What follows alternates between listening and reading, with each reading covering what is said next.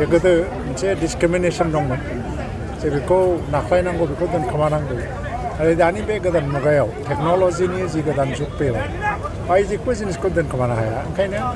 दा मोनसे इनक्लुसिभ हिस्ट्रिनि एरा फैदों जे गासैबो हिस्ट्रिखौ जों रिकगनिसन होनांगौ आरो प्रिजार्भ खालामनो नाजानांगौ बे जोंनि पास्ट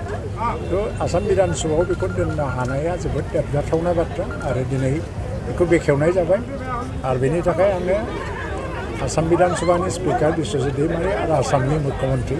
डक्टर हिमन्त बिश्व शर्मा बिथांमोनखौ आङो साबायखर होयो आसाम आयेन आफादनि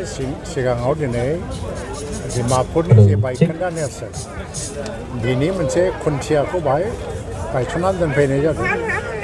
बेयो मोनसे इनक्लुसिभ हिस्ट्रि अफ आसाम बेनिनो मोनसे बाहागो कसारि राजाया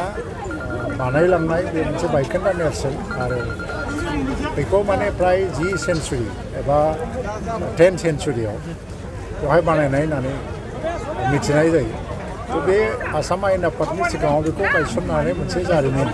आरो गोदान जारिमिन बानायबावनाय जाबाय आरो आसामनि बिधान सभानि जाय स्पिकार मानाव गेदेर बिश्वजित दैमारिया बेखौ मोनसे इनिसिएटिभ लानानै आरो आसामनि जि chief minister doctor Himanta Biswa Sarma बे गासैबो नांगौ खरस एबा डिजाइन गासैखौबो एप्रुभेल खालामनानै खालामनो